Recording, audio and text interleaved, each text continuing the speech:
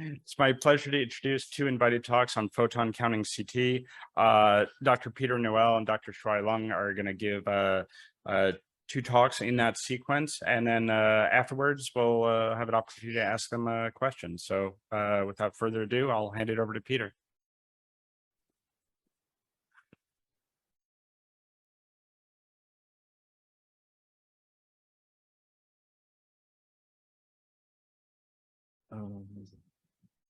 I have to find out what I have to do here. I think somebody's doing it for me, it looks like.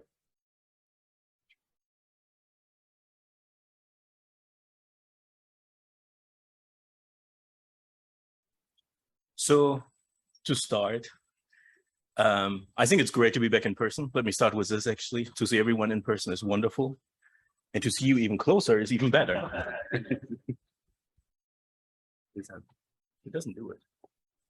Okay, sorry, team. We'll figure this out.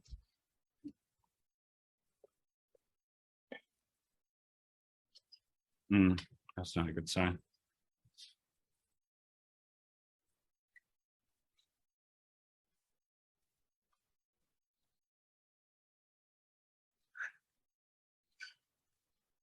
Quinn, are you? Yeah, go ahead.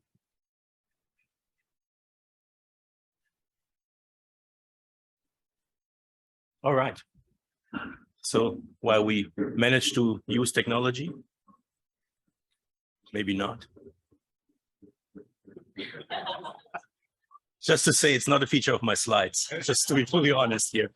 So yeah, it's a pleasure to be here to talk about photon counting.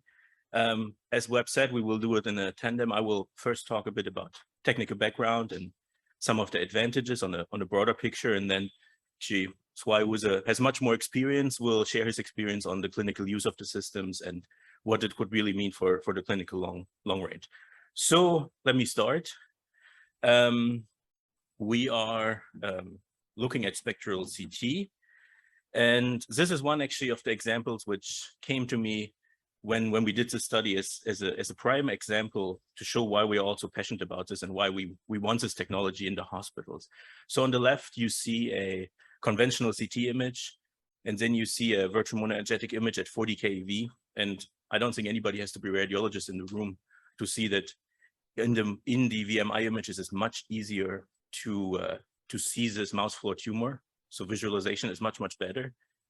But at the same time, which I personally find more exciting, is we get other capabilities. Like you see the plot on the side, where actually we looked at the tumorous tissue and the healthy tissue, and we looked at the iodine uptake in these two tissue regions.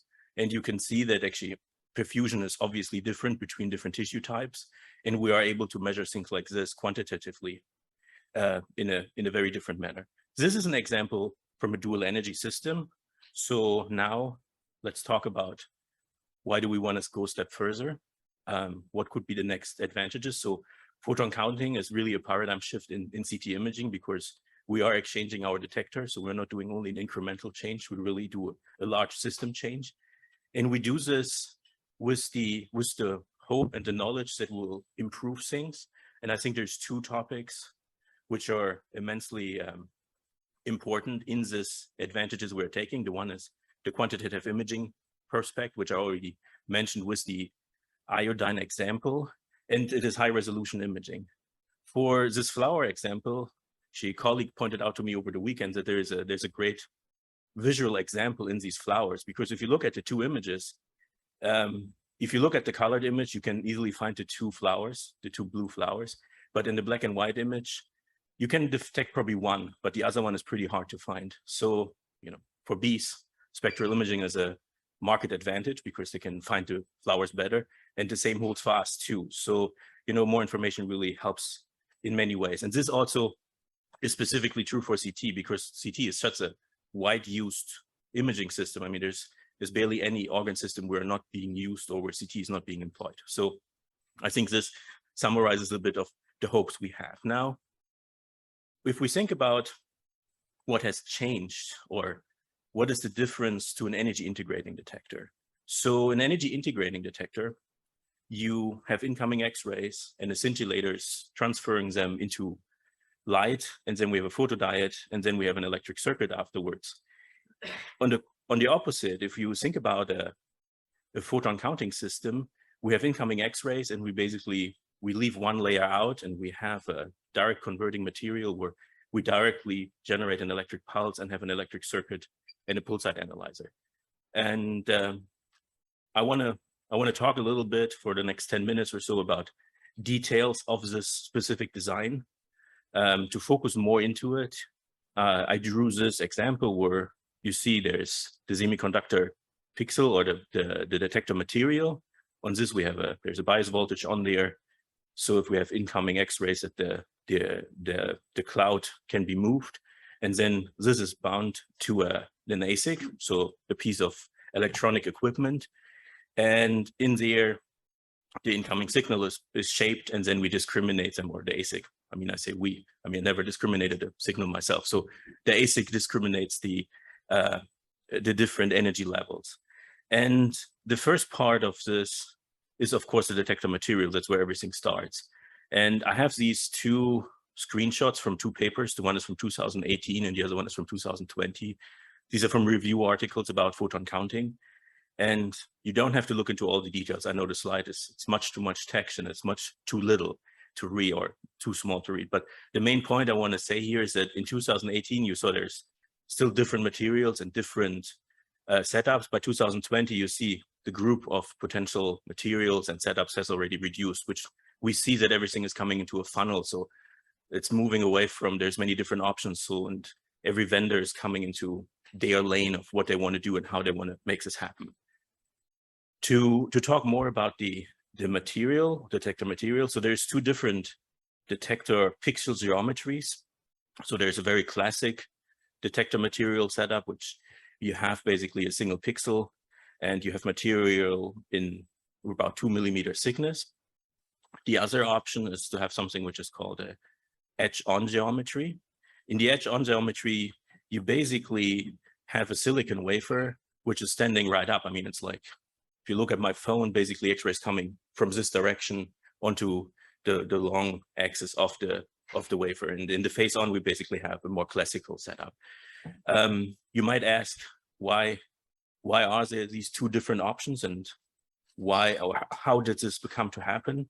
To show this a little bit, I want to show this plot from Ira Bevins, where he's plotting the minimal detector or detector material thickness on the y-axis, and on the x-axis you see the energies. And there are different materials. I think we should focus on the cadmium zinc telluride and on the silicon for this specific example. And the different plots we see here are stopping power, so 90 or 50% stopping power. Of course, material-wise, you want high stopping power, because if your X-ray detector doesn't stop anything, you won't detect it either.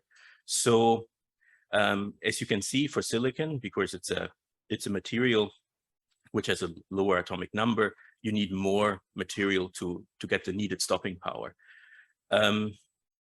For cadmium telluride or cadmium zinc telluride, you need less. I mean, I think if we think about 100 keV, we're pretty much good with 2 millimeters thickness. So these are, from the design, very different detector concepts. The one has a more traditional design, but uses cadmium telluride like Siemens does, or cadmium zinc telluride, which we saw, for example, Canon or Philips is using. The other one uses this edge-on, which is the way GE is using it, and it's basically using silicon. I'll be fully honest. I know that each person in your room who's working for a vendor would love me to now say X is better than Y, but this is really not the place to do things like this. I think we are actually at a great intersection in technology, because there is many different ways of doing this. And for us as a research community, we can really work on the different advantages and also help with the disadvantages. Again, but the keynote is not there to give the final word. And I actually, to be honest, I also don't know the final word. So I think we will see over the coming years. This to the topic of detector materials. Another advantage, which also is grown basically in the same layer of the detector design, is the capability to have high resolution imaging. And in high resolution imaging, or it's of course important to have a small pixel. Here you see a very simple drawing I did on a face-on of a standard detector. The light blue areas are the active areas, and then you have these darker areas. These are light barriers. So conventional detectors have these barriers between each of the pixels so that light doesn't move over to a neighboring pixel. And if you would take a standard detector and you would make the pixels much, much smaller, you would automatically get some challenges because you still need your light barrier, and the light barrier in size will not shrink significantly. So your active area in ratio to this barrier is not ideal, and you run into potential dose issues because the dose efficiency of the detector goes down. With photon counting, we don't have these light barriers. If you remember a couple slides back, I said that we directly go from an X-ray coming into an electric signal. So this gives us the opportunity to potentially work with much smaller pixels, because this efficiency we basically gain with the technology. I will talk in the later part of my presentation. I will talk a bit about the design and why you take specific pixel sizes. On the high resolution part, from a very technical point of view, I want to make one more note. So having a high resolution detector is one thing, but having an X-ray tube, which has a very small focal spot, is another thing. And to do real high resolution imaging, you need both. I mean, there's no way around it. You need to have these, you need small focal spots. To just show the effect of this, we use this phantom you see here. It's a tomography phantom, and we placed it in the MECT phantom, and we imaged it with a large and a small focal spot, and reconstructed with different filters. And without going into too much detail, I think you visually can see that if you go to a larger focal spot, you lose resolution, even if you have a very high resolution detector. So high resolution detector is not everything, is the main message here. So we need to address the X-ray tube side too, and we also need to think about clever ways how we can utilize the things we have to get to the highest possible resolution. Coming back to the design now, we're jumping another step closer into it. We're looking at the ASIC, and on the ASIC level, I think one of the first advantages people talk about is the electronic background noise. So here is a simple example of what a signal could come in to the ASIC. And you see we have these different peaks. These are basically events of photons which reach the detector. And we have all this clutter in the bottom. Basically, it's the electronic background noise. In conventional detectors, we have to live with the electronic background noise. There's things we can do to be not so much suffering of it, but the fact is there that we can't change it. With photon counting detectors, we can basically set our lowest threshold, I don't know, at 20 or 25 keV, and we can cut this noise totally out. And basically allows us to have a much cleaner signal, and it allows us to work also our operating point in dose. We can go much lower, and it's one of the reasons why photon counting has the known advantage of dose reduction. We measured this actually, and this is a very busy figure, but I think it has a lot of really nice information in there. What we did is we used the clinically available photon counting system from Siemens, and we did experiments with the MECT phantom, and we went to different dose levels, and we repeated the experiment with the photon counting system and with a conventional dual energy CT. And what you see here is basically the noise we measured in one of the targets. Actually, I believe it's adipose tissue on the y-axis, and on the x-axis, you see 1 over the square root of CDDI vol. And this is basically the Poisson behavior of the noise which we expect to see. And then you see there's 2 errors, high dose and low dose. So first of all, I apologize, but it's the fact how this works. High dose is on the left, it's unusual. But what we did is we basically used the data on the left side in the high dose area to find this linear fit you see. And then on the low dose side, we basically continued this, but we didn't fit to these points. And what you now can see is that the 2 photon counting acquisition types, dual source or single source, we're still following the Poisson noise very, very nice.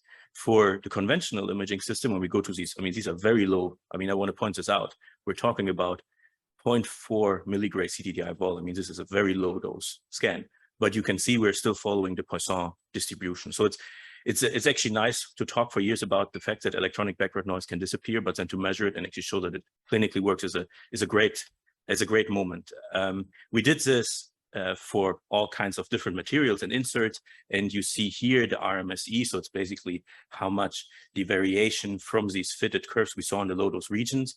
And I don't think I have to go into more detail. You can see that the photon counting system performs much better in that region. Now we talked about the lowest bin. Now let's talk about the other bins. So what we can do, we can separate the incoming photons into different energy bins, or we can make basically boxes of different energy areas. So depending on the pulse height, the ASIC decides this energy level, and it puts it in a specific bin. With this, we get a lot of different opportunities to improve imaging. And one of the classic ones, and the one which is also very obvious, is the weighting of photons. So if you have photons come in following a specific spectrum, you have a conventional detector, all photons are weighted the same way. But if you, which is not ideal because, as you know, there's different photon distributions in different regions. With a photon counting detector, we can basically weight these different photons based on their energy, which is a first step to improve contrast to noise ratio, and it also has a potential to reduce dose. We can even go a step further, and if we are specifically interested in a specific iodine, for example, we can have a specific material, specific weighting. This idea has been around for quite some time. Here's actually a paper from Tali Schmidt from 2009, where she showed this in different combinations. And I want to put your let me see if I can do this. I can't. In the middle is a circle. There's a small circle. If you see this small positive contrast, you see that the contrast is getting better if you use the lower row, which are different weighting schemes. So this has advantages, but we can do much more with the spectral information we get. There we can go back a couple of steps. I know that most of you I hope 99% of you know what I'm talking about now, but I will go quick over the slide. So if X-rays interact with matter, we have two effects. We have the photo effect and we have the Compton effect. And those two together build the total attenuation we measure. So with this knowledge, I mean, we do the same thing in dual energy.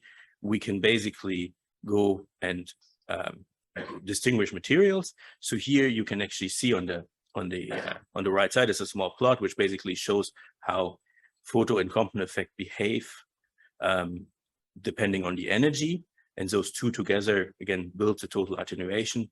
So then if we go a step deeper into what happens here, we basically can distinguish these two into energy dependencies as well as material dependency, which are mostly depending on the density and effective atomic number. So with this, I mean, even in dual energy, we have two measurements, we can solve this and we can basically determine these material specific coefficient pairs.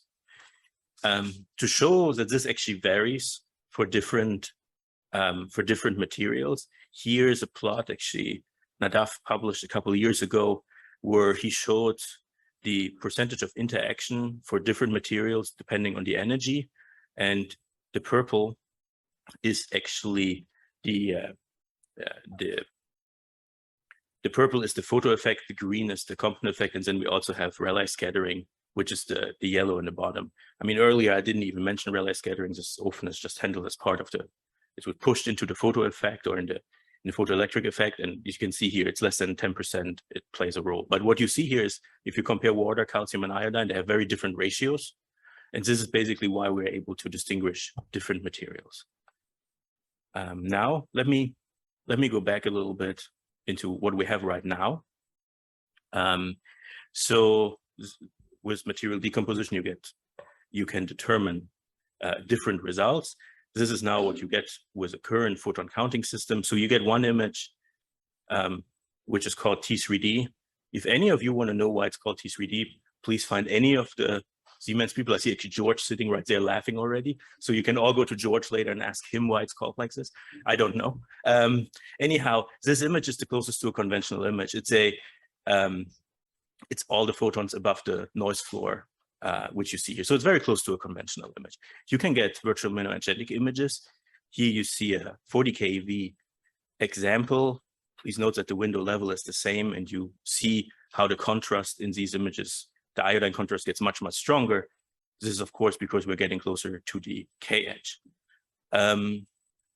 Then VMI images are also available in other energy levels. So this is now, I jump to a different slide. So this is now, again, 40, but you see there's some metal artifacts around coming from the outside. So if we now jump, same slice, we jump to a very high VMI, you can see that actually they are able to reduce metal artifacts significantly. I mean, not always to 100%, but as has been shown, combination with other metal artifact reductions, this is a great way to reduce those. So we have those images. We have an image which is basically the virtual non-contrast, so it's minus the iodine. And of course, we also have an iodine image where we can quantitatively measure iodine. I could now continue to talk about all kinds of materials you could calculate. I mean, we showed yesterday that we can measure physical density. I mean, there's endless amounts of things one can do as soon as you have your basic materials determined. So this was a bit about what you see right now. Now I like to swing back and forward. Now let me swing back into the material decomposition topic and how we can actually get from measured sinograms to our spectral results. So one way is that we use a standard reconstruction. This can be FPP or it can be an iterative reconstruction. We reconstruct different energy bin data in 3D, and then we can use those and do an image space decomposition. The other way we can go is that we can first do a decomposition and get material specific sinograms, and then we can reconstruct each of these to get into image space. Both of these ways, they have their plus and minuses. The projection space way has shown great results, but it's also from a computational point of view more expensive. But both have shown good results in total. Another thing, and I see this is what I really want to talk about, is that there's algorithmic things we can do in between, which are maybe even more efficient. So instead of keeping this as two different steps, we can bring it all together into one step, and we basically can go from our measured sinograms, which are photon counts, to material maps directly. Over the last 5-6 years at these conferences and at Fully 3D, you have seen multiple solutions on how to do it. I think Simon Ritt actually has a great paper on comparing some of these technologies. Webb has published a great paper on this, and it showed really great advantages because errors, or propagation of errors, is not blocked by one box to the other one, so you can in total work better. And I want to show you the example we actually worked on a couple of years ago. So the challenge here is that you want to replace your forward model in your iterative reconstruction with a model describing your spectral behavior, and you have, of course, your photon counts, and you need to know your X-ray system very well. You need to know your spectra very well. You would need to know your detector very, very well. Additionally, you need to know the energy dependency of the material or basis functions you want to recover. This is very challenging, and there's many people have tried this. In my opinion, one of the best ways to do this is basically to use some kind of a calibration step in between. We use some surrogate spectra. We actually 3 or 4 in this combination. And in there, basically, we did calibration measurements to determine basically the quality of the beam and the detector response, as well as for specific materials. I mean, we did not get the absolute information, but through this calibration, we can gain the information we needed. And if you then put this into a joint iterative reconstruction, you can basically directly reconstruct your photon counts to material maps. There's a big challenge in here, which I don't think is fully resolved yet, is the question of regularization, because you have a multi-signal regularization problem with a lot of crosstalk in between. So it's a quite challenging problem. to convince you that this is a good idea, here are some examples. So here, this is a tissue, soft tissue and bone decomposition of a phantom we did back then.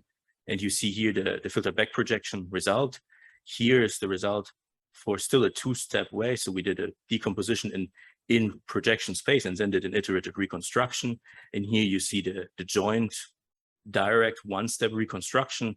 And I think it's easy to appreciate how much more information we could get out by doing this in a single step instead of two. We also observed that resolution, that some of these effects you model for when you do this, you also help you to improve your resolution. So here you see an example for a human knee we imaged, and you can appreciate on the total right that in this blowout area you have much more details visible. Before I get into the really challenging topic of challenges, I have one more slide. So I only talked about photon decomposition. Of course, one of the great advantages with photon counting is that we're not limited to two. We can actually look also at KH materials. So materials were within the energy range we're using. We have the energy that, a K-shell electron gets pumped out, and we have this rapid increase in attenuation. Then, we're not bound to two. We can actually also add these into our decompositions. This could, for example, be gold. So you could have a photocompton and gold decomposition. There's always large discussion about which materials can we use for this. And the one point is there's none in our body naturally who have a great KH. I mean, if we could go back and change it, we should have changed it. Our bones are out of a material which has a great KH. I mean, that would be wonderful. Or if I could go back 40 years, I would tell people don't use iodine because it has a horrible KH, so it's not good for us either. So, but there's good materials. I mean, to show you two examples, for example, gold has an 80.7 keV KH, tantalum has a 67.41. These are both great for imaging. People often ask for iron. Iron is complicated, 7.1. That's pretty low in our spectra. As I said earlier, iodine with 33.1 is a bit better. But what's important to know is that if you want to do KH imaging, you want a balanced photons amount above and below the KH, basically after you pass through the patient.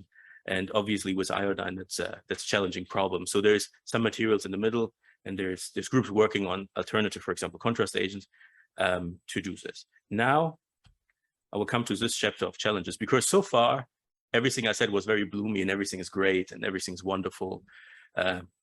Unfortunate news, not everything is great. I mean, everything is super great, but not great. Let's say it this way. The first effect, which is a big topic when it comes to photon counting effects, is pulse pileup. And in pulse pileup, basically what happens is that we have a mixture of signals come together. Let me walk you through it. You have an event which basically hits your detector, and you get a measured signal. I mean, something like this will come out of the shaper, and then your detector goes into some dead time moment. And this is no problem if your next two events are not overlapping. So there's no problem is happening. But what happens if two photons arrive very close to each other? And in a non-parallelizing detector, during this dead time, basically the detector will add these two events together. So if you have a 40 and a 50 keV photon come in, you basically will measure a 90 keV photon. This is suboptimal for your spectral resolution. And of course, it becomes more challenging the more flux you use. So more photons reach the detector. Of course, statistically, this event will happen more often. So challenging areas for this, for example, are the skin to air border. Is an area where you observe you can observe this. I use this word non-parallelizable just very shortly. It's a standard thing in detector design, I think, but it's important to know the difference, I believe, at least. So in the same scheme I had before, let's first talk about parallelizable. So you have an event come in, you have a second event, and in this mode, a detector is basically restarting the dead time point. So it's not counting these new incoming photons, and the time is getting longer and longer. It's not ready. In the other case, the non-parallelizable, we basically, as I said, the signals are add up. For our purpose, because we want a lot of flux, it's much better to have a non-parallelizable because it's closer to the original counts, but we do have these other challenges. Another effect people often talk about is shot sharing. Here I depicted this with two neighboring pixels. And if you have an X-ray which comes in, it lands fantastically in the middle of that pixel, you basically get a single signal.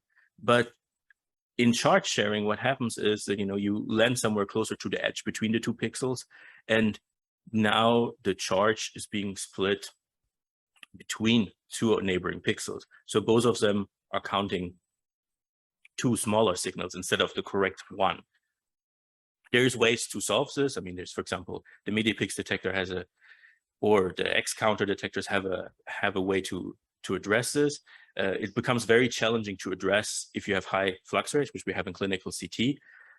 But there's ways also. There has been work shown for using anti-scatter grids to reduce this effect. So there's multiple ways of handling this. Another one, which is very similar, is the K-escape. So instead of hitting right on the edge, you have a photon interacting with the detector, and you have a fluorescence going over to the neighboring pixel, and you again get two signals from each of or you get one from each of the pixels where you only wanted one. And you can see that all these changes change the spectral quality of the imaging system, because we're starting to sort our photons into wrong bins.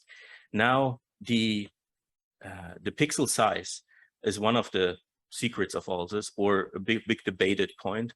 If you look into literature, different groups, different vendors have used different pixel sizes. Generally, the pixel size will be much smaller than what we have now, but each of these two have their plus and minuses. So if you go with a relatively large pixel, you're not so bad when it comes to shot sharing. As I explained before, it's the chance to fall right between two pixels is much smaller. But because you have a larger area, your ASIC has to count much more, so pulse pileup becomes a bigger problem. If you have smaller pixels, you have less pulse pileup because you have less area you need to read from. You can count faster, you have higher resolution, but on the other hand, you lose on shot sharing and K-escape, which also has effects on the spectral performance. So there's a design dilemma, because you basically want everything, but you can't have it all 100%. So you have to meet somewhere in between the very large and the very small pixel. This figure actually shows the ideal and the non-ideal world. Actually, I took this from Adam's publication from last year. So on the left, you see what we ideally would expect. Unfortunately, or fortunately, depending on how we see this, we have a lot of these challenges, and the spectral response of these different energy bins are overlapping. So as you can see here, there's ways to work on the overlapping. Actually, in the next presentation, you will see one example on how, for example, you can do that with using different KVP, for example. So there's ways to model this, but this is the realistic spectral responses you get. And this brings me to how does this performance we have, how does it compare to imaging or energy integrating detectors? And here I drew performance on the y-axis. It could be anything you want, or any measure you prefer. On the x-axis is flux, excuse me. And this is the curve of a conventional detector. Then you have a photon counting detector performance, and there are differences, obviously turning in a different direction. So the electronic noise is a problem for the energy integrating detector. Because of all kinds of things we can do, the PCDs do better also in the middle range, and then at some point we come to pileup. These curves are randomly drawn. There's a lot of things you can do to change their shape. I mean, energy integrating detectors, if you can have a detector which is like 1-2 photon sensitive, 3 photon sensitive, it gets much more to the left and will probably perform comparable to the photon counting system. On the other hand, depending on your pixel size and all the other design features you take, pileup can be very late in this for the photon counting system. So this is really a design question, but the fact that these effects reduce the performance will remain to some extent. So we looked at this, and this is a very busy slide, and I will not go too deep into it. Just look at the upper left. This is the brain insert in the MECT phantom. And we basically looking here at the delta Hounsfield unit at 70 keV. So it's basically you want a 0 from your expected value. 0 means that your nominal value and your measured value align very well with each other. And now if you go here down to the low dose regions, very low, you see these boxes for each of them. And you can see if you compare photon counting, which are, for example, the round colored ones, the performance is much, much better compared to an EID. So again, conventional CT works great in many operational modes.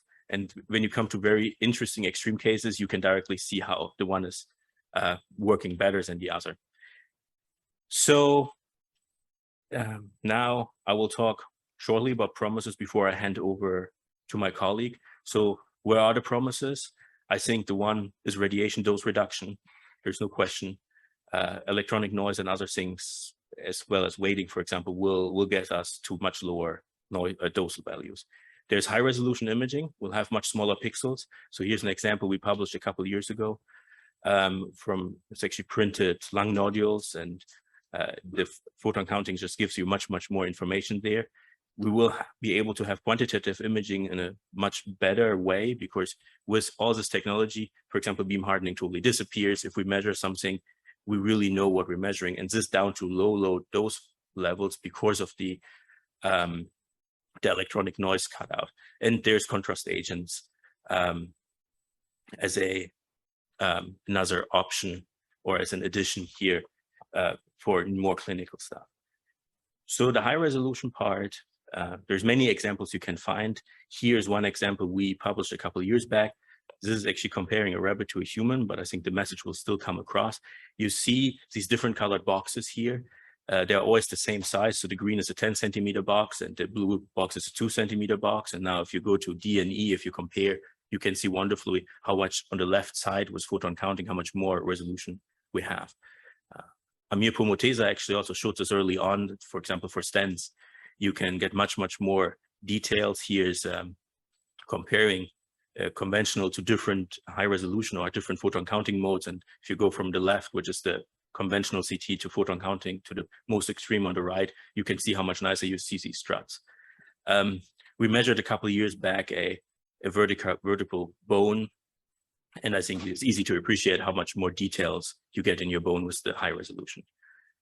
The quantitative imaging aspect, which I think will have one of the largest effects on the clinical routine, here's another example which I think shows this really great. So this is an example of an internal carotid. It was imaged with an EID and a PCD at the same time. And if you look at the two images, you see slight differences, but not big differences. But now the authors had here compared the Hounsfield values and have normalized them to the C1 point, the lowest point. And if you look at the plot, you see that actually the Hounsfield unit difference between the different measuring points is pretty much 0, where if you use a conventional CT system, you can see how we're having patient dependence, for example, beam hardening happening, and the Hounsfield units start to vary. So I think this is a wonderful example. One more through the gold nanoparticles. This is actually my colleague David Commode who published this, and it's a very interesting study. They injected gold nanoparticles into rabbits, and they did a large cohort, and they basically imaged them first, in seconds, minutes, then weeks and months. And every time they imaged, they also took one of the animals out of the study, sacrificed the animal, and looked at the concentration of gold. And here on the side, you see actually the concentrations measured with photon counting CT, and on the x-axis, you see the result from ICP. And I think it's amazing how well they could determine the gold concentrations in these different organs. So I think this is, it's a great example that we have a non-invasive tool now where we, for example, can measure these type of nanoparticles. Personally, I think that this KH work will be down the road. It won't happen tomorrow, but in the next couple of years, we'll see a lot of things happening. We have worked a lot on it. I'm a big fan of using 2 contrast agents. In the upper row, you see an example where actually David's group used gold and iodine and distinguish those. In the lower rows of paper we published a couple of years ago, we looked at multi-phase liver imaging. For this, we used the Philips system in Lyon, and we were basically in a single CT image, you could get the arterial, anteportal venous, and in the non-contrast phase. So I think there's great things coming down the road. Before I close, I want to show you this. This is actually the most important slide, because this here is a room, excuse my words, it's a room full of nerds. And in the hospital, there's people who have to work with the things we develop. And often they look like this after we're done. I think the biggest challenge which is ahead of us is how to integrate this technology in a really wise way into the clinical workflow. I mean, to show you, I made this very simple. I mean, this is what they're looking at right now. And then you say, oh, photon counting is great. You should get a photon counting scanner. And, to show only the difference that, there is more resolution, I made those images bigger. But think about it. The person is used to read 500 slices if they read a case. Now you say it's much better for you. You have to read 2,000 slices. How would you feel about this? I think there is a lot of work which we have to do, and we should not always be so in love with, what is the lowest photon count we can do and what is this? I think we also have to keep in mind how we want to use this. I think AI is a prime example for this, and I think there's a lot of work people can do. We did a little work on it, and I say very honestly, and most people don't say it, I'm not an AI expert, and I'm proud of it. I understand AI a bit, but I'm definitely not an expert. We use this here actually for metastasis detection in livers, and just look on the right side of the slide. You see there's conventional images of a liver, and basically these heat maps are the detection performance of the AI, and you can see that specifically for these small ones that actually iodine and VMI 40 keV perform much better than conventional CT. So I think we have these information now, and I think if we use them the right way downstream, we can do a lot with this. With this, I come to the end. I think there's a lot of great things we can do, and I think there's a lot of advantages the technology has. So I think CT's future is very bright. And the next speaker will actually show you how bright it is really in the clinical use. I think, for example, one example, which, we're only going to a small tip of things, is, now spectral imaging in cardiac imaging. We'll have a presentation later today. I highly recommend this to see how actually photon counting performs in this. And with this, I would like to thank you for your attention, and I will hand over to the next speaker.